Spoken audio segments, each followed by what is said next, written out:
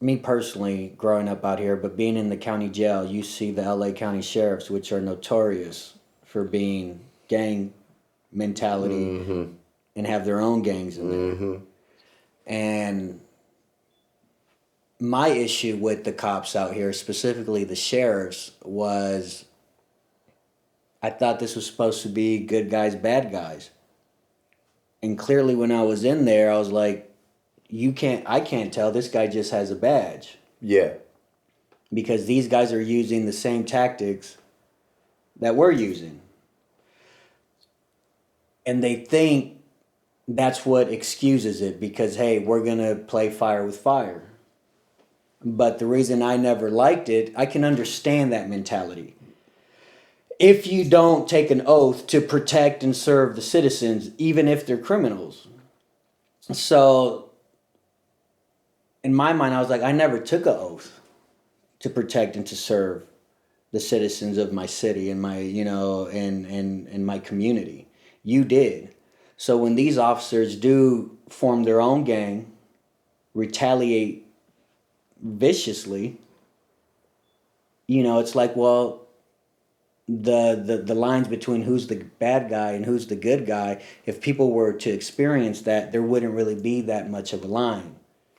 So one question I would have to ask you is, do you honestly think if they were to walk a straight line and there was no type of abuse of power, that they could control what's going on in the prison system? Which is why I said I can understand why they do it. Exactly. But I'm not saying it's right, but I believe when it's corruption going on, and you need to, I believe, stalemate that or like beat it or have it somehow work.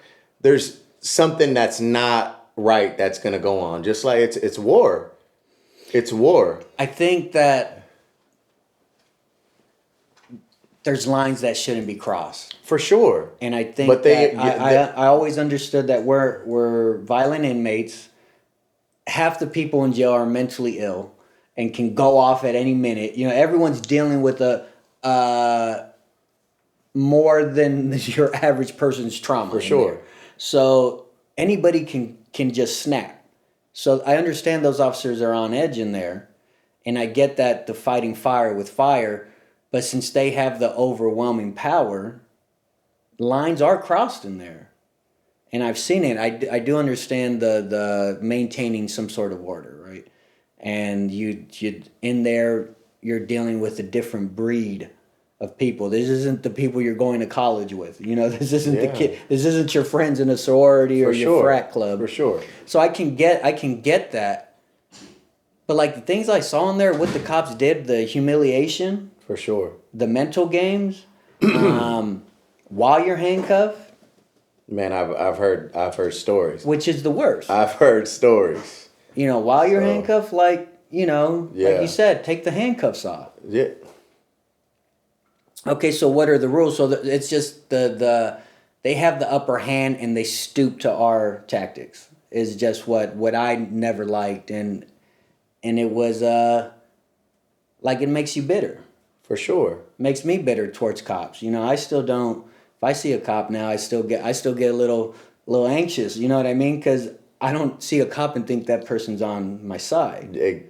Okay. But there's a whole group of people that do see cops and like, oh, that guy's on my side. Okay.